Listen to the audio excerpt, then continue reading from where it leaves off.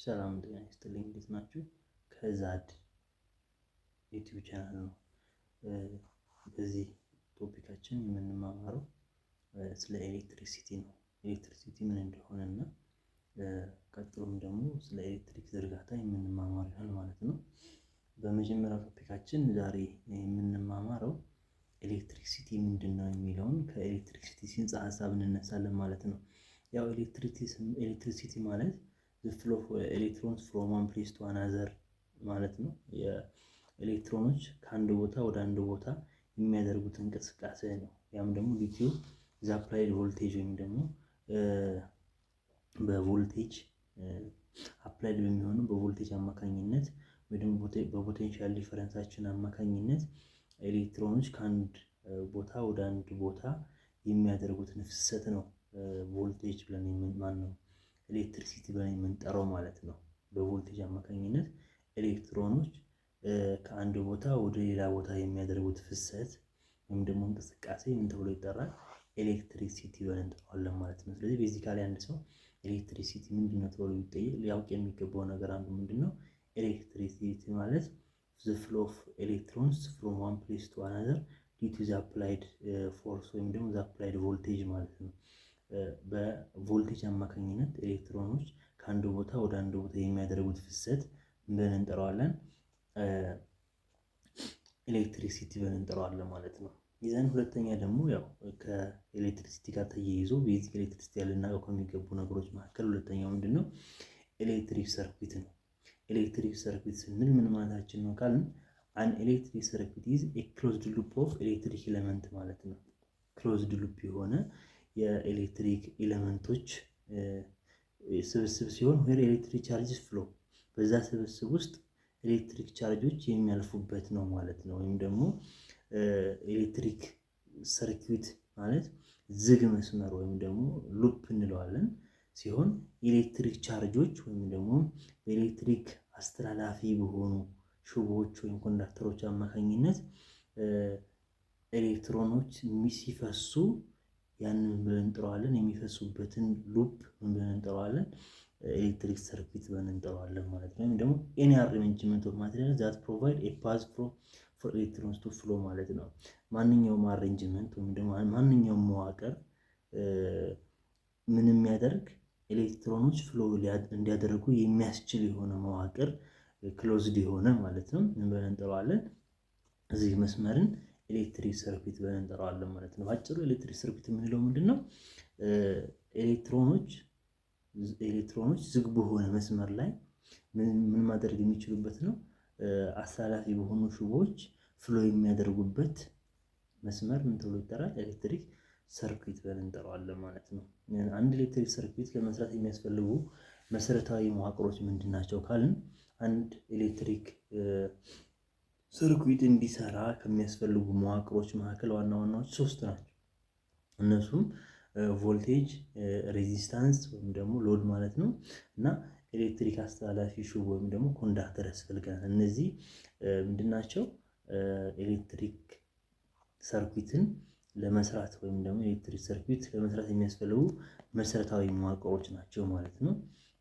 እንግዲህ ስለ መሰረታዊ የኤሌክትሪክ እውቀት ስናወራ አንድ ሰው መሰረታዊ የኤሌክትሪክ እውቀት አለው ለመባል ስለ ከረንት፣ ስለ ቮልቴጅ እና ስለ ሬዚስታንስ ወይም ደግሞ ስለ ኤሌክትሪክ ተቃውሞ ብለን የምንጠራው ወይም ደግሞ ስለ ኤሌክትሪክ ፓወር ወይም ኤሌክትሪክ ጉልበት በቂ እውቀት ሲኖረን ነው ማለት ነው። እና ስለ ሶስቱ መሰረታዊ ጽንሰ ሀሳቦች ስንመለከት የመጀመሪያው ልናይ ከሚገባው ውስጥ አንዱ ምንድነው? ኤሌክትሪክ ከረንት ነው። ኤሌክትሪክ ከረንት ማለት የኤሌክትሪክ ቻርጆች ወይም ደግሞ የኤሌክትሮኖች በኤሌክትሪክ አስተላላፊ ሽቦዎች ውስጥ የሚያደርጉት የኤሌክትሪክ ከረንት ወይም ደግሞ የኤሌክትሪክ ፍሰት ምን ተብሎ ይጠራል? ኤሌክትሪክ ከረንት ብለን እንጠራዋለን ማለት ነው። የኤሌክትሪክ ቻርጆች የኤሌክትሮኖች በኤሌክትሪክ አስተላላፊ ቁሶች ላይ የሚያደርጉት ፍሰት ኤሌክትሪክ ከረንት ብለን እንጠራዋለን ማለት ነው። ለምሳሌ መዳብ፣ ሲልቨር፣ ወርቅ ከፍተኛ የኤሌክትሪክ ማስተላለፊያ ባህሪ ሲኖራቸው እንደ አልሙኒየም የጨውነት ባህሪ ያለው ውሃ፣ የሰዎች ሰውነት፣ ዛፎች ወይም ደግሞ እርጥብ እንጨት ወዘተ ደግሞ እነዚህ ናቸው መጠነኛ የኤሌክትሪክ ከረንት ማስተላለፍ የሚችሉ ናቸው ማለት ነው። እና ኤሌክትሪክ ማስተላለፍ የማይችሉ ደግሞ እንደነ ፕላስቲኮች፣ ደረቅ እንጨት፣ ንጹህ ውሃና ሌሎች የብረት ባህሪ የሌላቸው ንጥረ ነገሮች እንደ ምሳሌ ይጠቀሳሉ። ስለዚህ ኤሌክትሪክ ከረንት የምንለው ምንድን ነው? የኤሌክትሪክ ቻርጆች ወይም ደግሞ ኤሌክትሮኖች በኤሌክትሪክ አስተላላፊ ቁሶች ላይ የሚያደርጉት ፍሰት ኤሌክትሪክ ከረንት ብለን እንጠራዋለን ማለት ነው። እዚህ ኤሌክትሪክ ከረንት እንደተረዳ ነው ምንድነው ማለት ነው? ዘ ፍሎ ኦፍ ኤሌክትሮንስ ወይም ዘ ፍሎ ኦፍ ቻርጅ ማለት ነው። የቻርጆች እንቅስቃሴ ወይም ደግሞ ፍሎ የሚያደርጉት ሲሆን ምንድነው በኤሌክትሪክ በሚያስተላልፉ በአስተላላፊ በሆኑ ቁሶች ላይ የሚያደርጉት ፍሰት ምን ተብሎ ይጠራል? ኤሌክትሪክ ከረንት ብለን እንጠራዋለን ማለት። ስለዚህ እነዚህ ለምሳሌ ኤሌክትሪክ የሚያስተላልፉ ወሳኝ የሆኑ ነገሮች አሉ እንደ መዳብ፣ ሲልቨር፣ ወርቅ ኤሌክትሪክ የማስተላለፍ ባህሪ አላቸው። በእነዚህ አማካኝነት ኤሌክትሪኩ በእነዚህ ኮንዳክተሮች ይተላለፋል ማለት ነው። እንደ አልሙኒየም የጨውነት ባህሪ ያለው ውሃ፣ እንዲሁም ደግሞ የሰዎች ሰውነት፣ ዛፎች፣ እርጥብ እንጨት እንደዚህ ደግሞ እነዚህ መጠነኛ ኤሌክትሪክ ከረንት ፍሰት ነው የሚኖሩባቸው ማለት ነው። ሌላኛው ደግሞ ፈጽሞ ኤሌክትሪክ የማያስተላልፉ ደግሞ እንደነ ፕላስቲክ፣ ደረቅ እንጨት እና ንጹህ ውሃ እና ሌሎች የብረት ባህሪ የሌላቸው ንጥረ ነገሮች እዚህ ውስጥ ይገባሉ ማለት ነው። እዚህ ኤሌክትሪክ ከረንት ምልክቱ አይ ነው ሲሆን መለኪያው ደግሞ አሜተር ተብሎ ይጠራል ማለት ነው። እንግዲህ አሜተር የከረንት መለኪያ መሳሪያችን ነው ማለት ነው።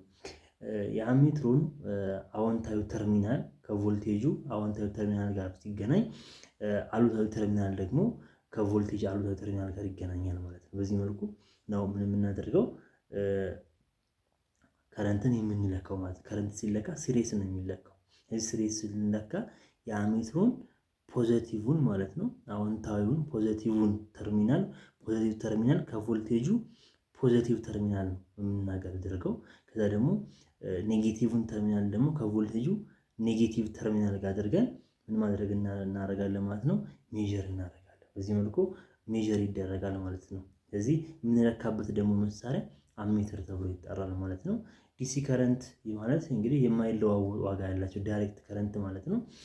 ይሄኛው ኤሲ ደግሞ የሚባለው ተለዋዋጭ ወይም ደግሞ እንትን ነው። ይሄ ዌቭ ስለሆነ ወይም ደግሞ በፔሪድ አማካኝነት ኦሲሌሽን ስላለ ይሄኛው ሊቀያየር የሚችል ነው። ይሄ ኦልተርኔቲቭ ከረንት ተብሎ ይጠራል ማለት ነው። ስለዚህ ከረንት በተመለከተ ይሄን ይመስላል ማለት ነው። ሌላኛው ቮልቴጅ ነው። ቮልቴጅ ደግሞ የምንለው በኤሌክትሪክ ቻርጆች ወይም ደግሞ በኤሌክትሪክ ቻርጆች የግፊት ኃይል የሚፈጠር ልዩነት ነው። ወይም ደግሞ እነዚህ ኤሌክትሪክ ቻርጆች በሚኖራቸው ግፊት ወይም ደግሞ ኃይል የሚፈጠረው ልዩነት ዲፍረንሱ ፖቴንሻል ዲፍረንሱ ምን ተብሎ ይጠራል? ቮልቴጅ ተብሎ ይጠራል ማለት ነው። ይህ እንግዲህ ቮልቴጅ ዋና ምልክቱ ቮልቴጅን ምልክታችን የምናውቀው ቪ ሲሆን የምንለካው ደግሞ በቮልት ሜትር ነው። ብዙ ጊዜ ደግሞ ይህ የሚለካው በፓራለል ነው ማለት ነው። እና ሁለት አይነት ቮልቴጅ አይነቶች አሉ ልክ እንደ ከረንት ማለት ነው። ኤሲ ቮልቴጅ እና ዲሲ ቮልቴጅ ብለን ሁለት እንከፍለዋለን ማለት ነው። ዲሲ ቮልቴጅ የምንለው የማይለዋወጥ ወይም ደግሞ ቋሚ የሆነ ዋጋ ያለው ማለት ነው። ኮንስታንት የሆነ ዋጋ ያለው ተብሎ ይጠራል፣ ዲሲ ቮልቴጅ ተብሎ ይጠራል ነው። እንግዲህ ይህን ብዙ ጊዜ የምናገኘው ከባትሪ ከፀሐይ ብርሃን ሊሆን ይችላል። ብዙ ጊዜ የምናገኘው የዲሲ ቮልቴጅ የምናገኘው ከነዚህ ነው ማለት ነው። ሌላኛው ሞባይል ስልኮች፣ ላፕቶፖች እነዚህ የሚጠቀሙት ዳይሬክት ቮልቴጅ ዳይሬክት ቮልቴጅ ነው ወይም ዲሲ ቮልቴጅ ነው የምንጠቀመው ማለት ነው። ቤታችን ውስጥ ያለው ሶኬቶች ግን ለኛ የሚሰጡን ኤሲ ቮልቴጅ ነው የሚሰጡን ማለት ነው። ምክንያቱም እነሱ ኢንቨርተር አላቸው ወደ ዲሲ ቮልቴጅ ይለውጡልናል ማለት ነው። የሚሰጡን ኤሲ ቮልቴጅ ነው። ነገር ግን ምንድነው ቻርጀሮቻችን ኢንቨርተር ስላላቸው ወደ ዲሲ ቮልቴጅ ይለውጡልናል ማለት ነው። እና በዚህ መልኩ ነው የሚሆነው ማለት ነው። ዲሲ እና ኤሲ ቮልቴጅን በዚህ መልኩ ካየን ኤሲ ቮልቴጅ የምንለው ደግሞ ተለዋዋጭ ወይም ደግሞ የሚቀያየር የሆነ ዋጋ ያለው በሰዓት ላይ የተመሰረተ ነው ማለት ነው። እና ኤሲ ቮልቴጅ ከኤሌክትሪክ ማመንጫዎች እና ከኤሲ ጄኔሬተሮች ነው ብዙ ጊዜ የምናገኘው ማለት ነው። ወይም ደግሞ ኤሌክትሪክ ከሚመነጭባቸው እንደ ሃይድሮ ፓወር ጄኔሬሽን እና ኤሲ ጄኔሬተሮች ላይ የምናገኘው ኤሲ ቮልቴጅ ለሁለት እንከፍለዋለን።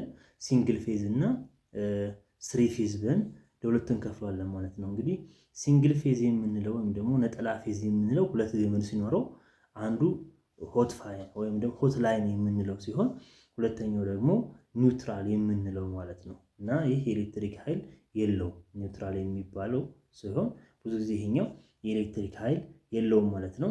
በኢትዮጵያ በእኛ ሀገር ስታንዳርድ ከ220 ቮልት ወይም ደግሞ በ50 ሄርዝ ፍሪኩዌንሲ ማለት ነው ሲሆን እንግዲህ ቶለራንስ አለው ፕላስ ኦር ማይነስ 20% አለ እና በዚህ ቶለራንስ ነው ማለት ነው እኛ ሀገር ላይ የሲንግል ፌዝ ማለት ነው። እና ዋጋው በቮልት ሜትር ስንለካው ከ176 እስከ 264 ቮልት እናገኛለን ማለት እና ከዚህ ውጭ ከሆነ ግን ጤነኛ ቮልቴጅ አይደለም ማለት ነው። ስለዚህ ይሄ በቮልቴጅ ሲንግል ፌዝን በተመለከተ ሲሆን ስሪ ፌዝ ሲሆን ግን ባለ 4 ገመድ ሲሆን ገመዶቹ እሳት ሲኖራቸው ወይም ሶስቶቹ ፋየር ናቸው ፋየር ላይን የሚባሉት ሲሆኑ አንዱ ግን ኒውትራል ነው ማለት ነው እና ይሄኛው የለውም ማለት ነው። ይሄም ደግሞ በእኛ ሀገር ስታንዳርድ 380 ቮልት ፐር 50 ሄርዝ ፍሪኩዌንሲ ነው ማለት ነው የሚጠቀመው።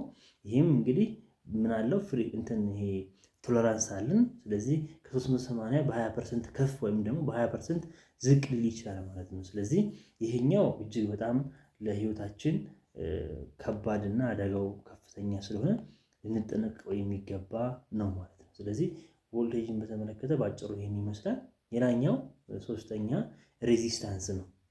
ሬዚስታንስ እንግዲህ በኤሌክትሪክ አስተላላፊ ቁሶች ውስጥ ኤሌክትሮኖችን እንቅስቃሴ የሚያግድ ወይም የሚቃወም ነው ማለት ነው። እንግዲህ ቅድም ባልነው በአንድ ኤሌክትሪክ አስተላላፊ ቁሶች ላይ ውስጥ ሆኖ ኤሌክትሮኖችን እንቅስቃሴ የሚያግዳቸው ወይም ደግሞ የእነሱን እንቅስቃሴ የሚመጥን ወይም ደግሞ የሚከላከል የሆነ ማለት ነው። እና ይሄ ብዙ ጊዜ ምልክቱ አር ሲሆን የሚለካው ደግሞ በኦhm ሜትር ነው የሚለካው ማለት ነው። ቁሶቹ እንግዲህ ሰብስታንስ ከኤሌክትሪክ የመቃወም ባህሪያቸውን መሰረት በማድረግ በሶስት እንከፍላቸዋለን።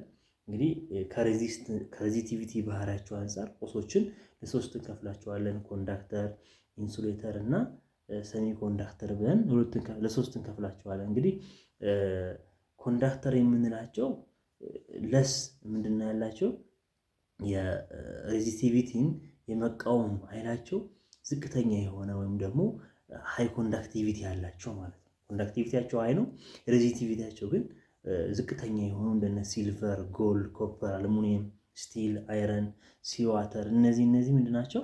ጀስት ዜ ሃቭ ሃይ ኮንዳክቲቪቲ ቢሄቪየር ኤንድ ሎ ሬዚስቲቪቲ ማለት ነው። እና ብዙ ጊዜ ኤሌክትሪክን የማስተላለፍ ኃይላቸው ከፍተኛ ሲሆን የመቃወም ኃይላቸው ደግሞ ዝቅተኛ የሆነ ማለት ነው። ሰሚ ኮንዳክተር ደግሞ የምንለው ከፍተኛ ኤሌክትሪክ የመቃወም ባህሪ ያለው እና በከፊል ግን የሚያስተላልፍ ባህሪ ያለው ወይም ደግሞ ሬዚስቲቪቲያቸው ሃይ የሆነ ኮንዳክቲቪቲያቸው ደግሞ ሎው የሆነ እንደነ ጀርመኒየም፣ ሲሊከን፣ ፎስፎረስ፣ አንቲሞኒ ያሉ ሰብስታንሶች ናቸው።